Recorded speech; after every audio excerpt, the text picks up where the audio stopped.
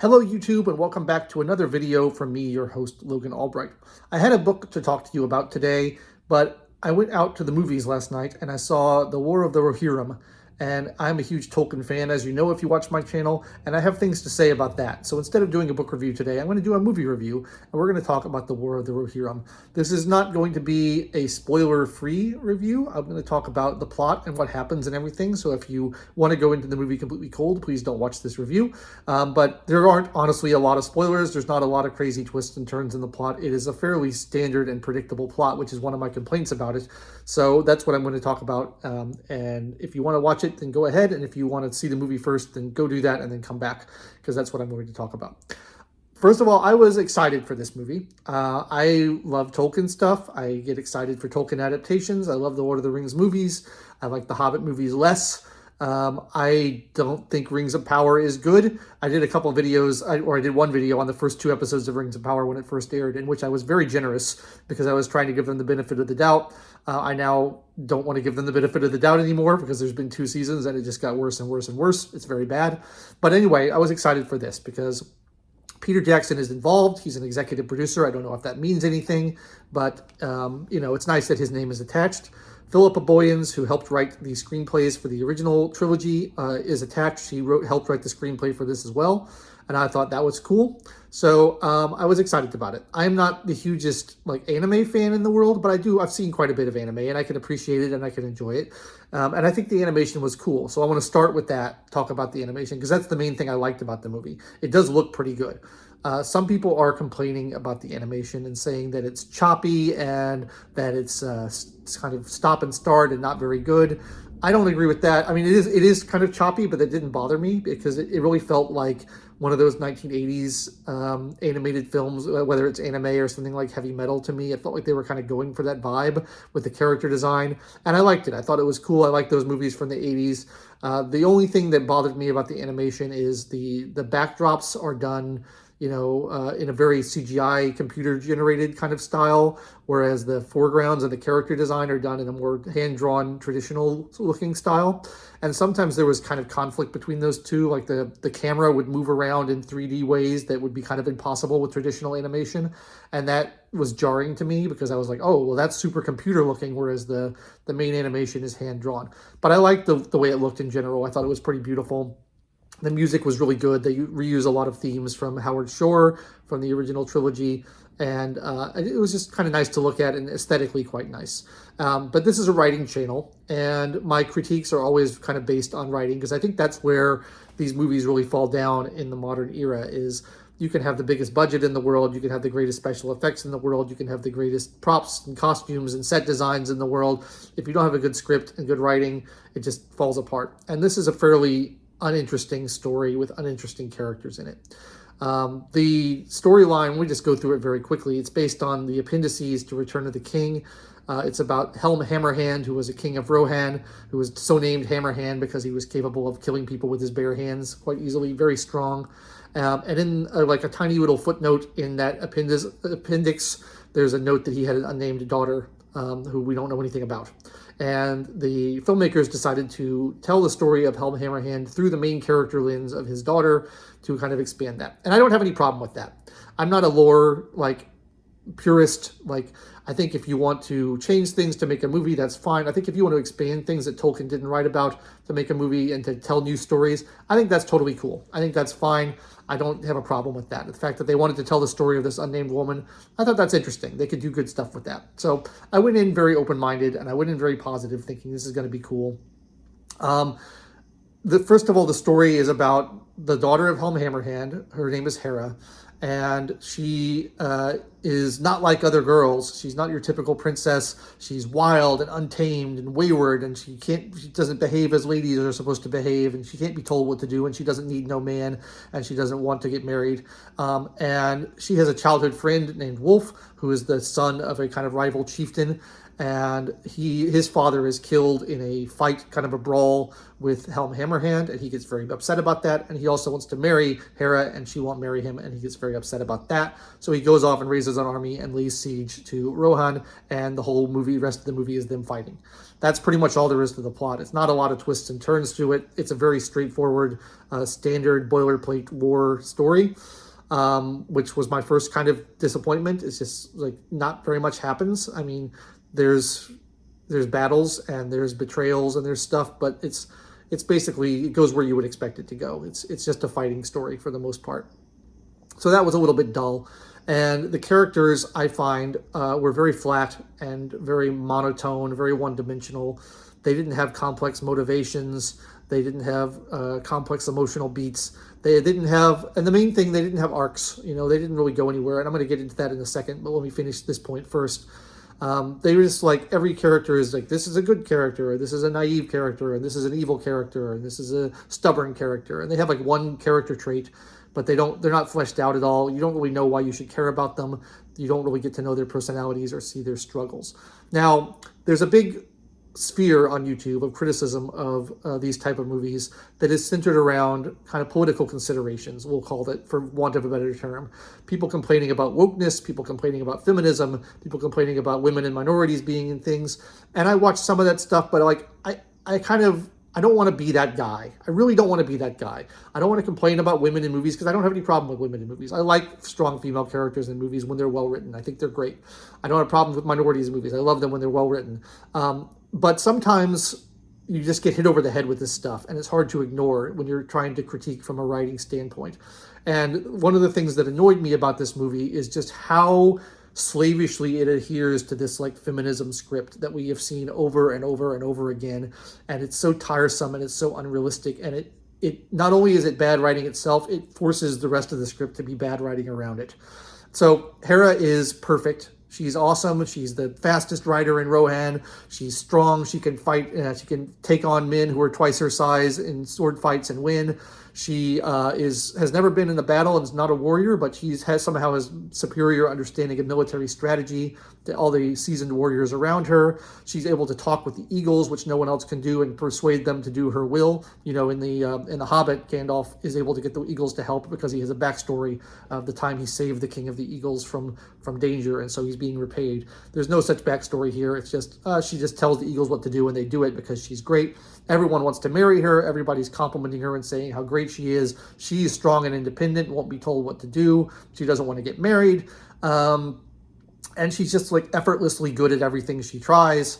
And she's always right. She always knows what's going on. She tells everybody what to do, and they don't listen to her. They stubbornly just don't listen to her because she's a girl and they don't want to hear what she has to say. But then it turns out she was right all along, and if they listened to her, things would have been a lot better.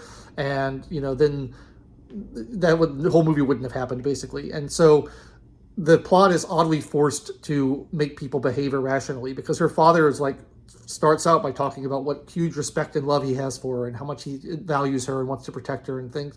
And then he just arbitrarily decides to ignore her advice whenever he needs to in order to make the plot happen.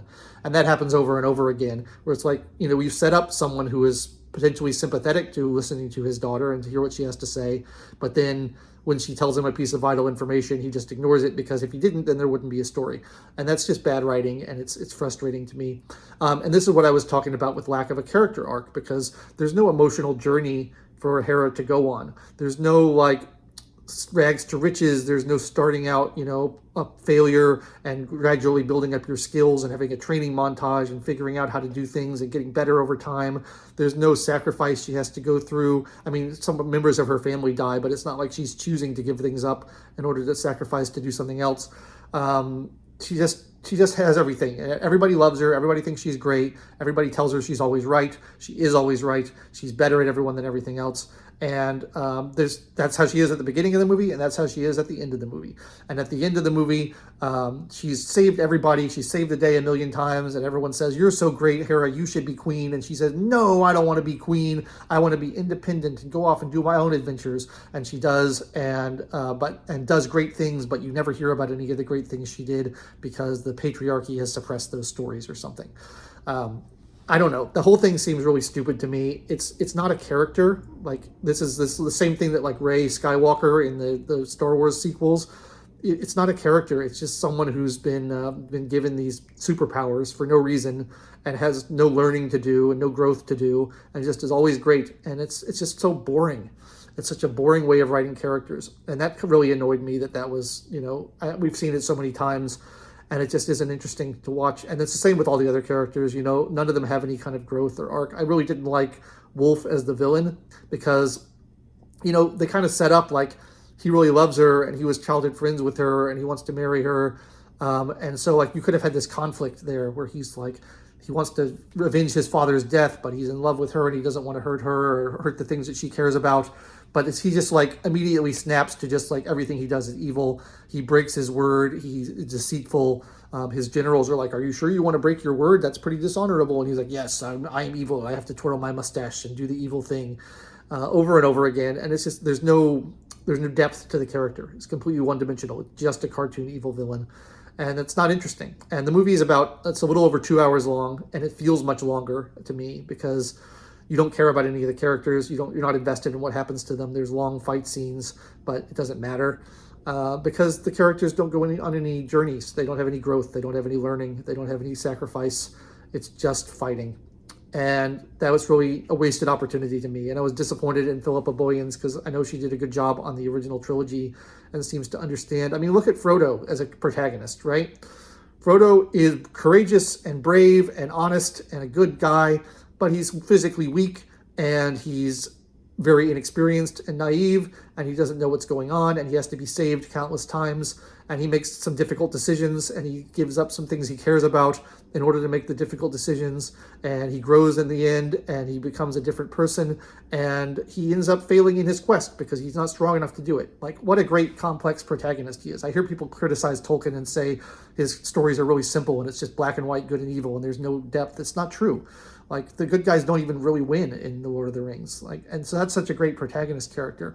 He has to learn and grow over time. Look at Luke Skywalker in Star Wars. He starts out as a farm boy he's slightly more gifted with the Force than other people, but he doesn't know anything, and he's naive, and he's whiny, and he's weak, and he gets completely destroyed by Darth Vader the first time he tries to fight him and gets his hand cut off and has to go and recuperate and finish his training. And he makes some bad decisions. And that's a growth arc for a character, and that's good. But just having these characters who are just always awesome and everybody loves them and says how great they are is so dull and so uninteresting to me. And so I was really disappointed with War of the Rohirrim. I thought it could have been a lot better. I thought it looked good. I thought it sounded good. Some of the voice acting, the performances were a little bit flat sometimes, but some of the voice acting was pretty good. They weirdly have a line from Christopher Lee as Saruman in there, although he's died in 2015, I think, so he's been dead for a long time. But they went back to like the unreleased tapes that they recorded for the Hobbit movies and grabbed an appropriate line of dialogue from him and stuck it in the movie as a little Easter egg. There's a few little of those type of things where they recycled lines of dialogue from the Peter Jackson movies and stick them in, so you're like, I remember that line, that was great. It didn't bother me super much, but it's obviously there as kind of fan service. Which it's not the end of the world, but the main thing is just it's a dull story. Not very much happens in it, and I don't even consider it a story because like things technically happen. There are events that happen, but there's no character stories, and without character stories, I don't think you have a story. So it's just a series of events.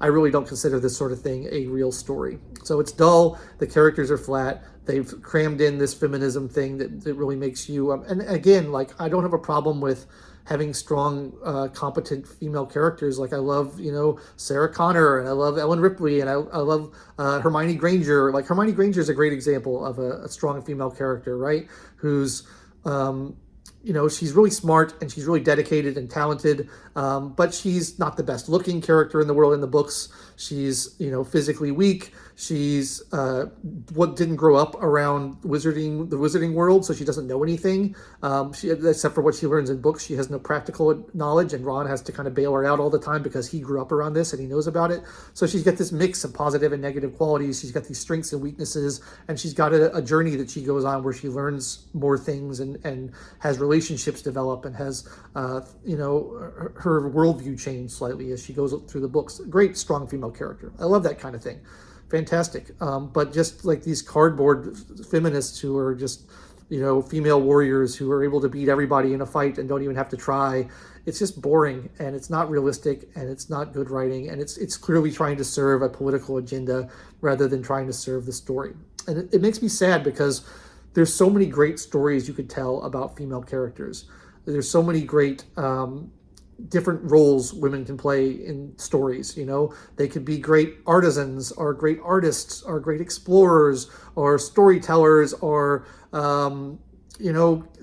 be in relationships or caregivers or anything. Like, there's so many things that they could do that could be useful contributing to the story. You could tell stories about ordinary women doing ordinary things in their lives, and it would be great. But it's like every woman in fiction now, they have to be a super tough masculine warrior, and that's like the only role that's acceptable for them anymore. And I think that's really dumb, and I think it's a disservice to women, and I think it's a disservice to audiences. So in summary, War of the Rohirrim was very disappointing. It's not as stupid as Rings of Power. It's not as offensive to my intellect as Rings of Power is, but it's a missed opportunity, and it's more than anything else, it's just dull. And I can't see myself sitting through another 2 hours of it to watch it again because, there's nothing there to really grab your attention. So that's what I wanted to talk about today. I apologize for going on a long rant about that instead of talking about books. I'll be back to talking about books. Well, wait a minute. Next week is Christmas Day, isn't it? So I don't know. I may or may not have a video for you on Christmas Day, but don't hold your breath. I'll be out of town celebrating that day.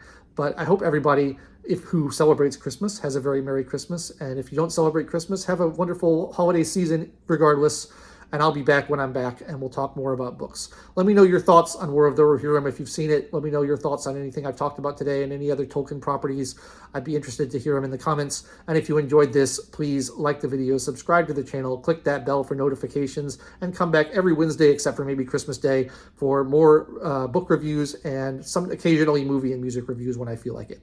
I've been your host, Logan Albright. Thanks so much for watching, and I'll catch you next time.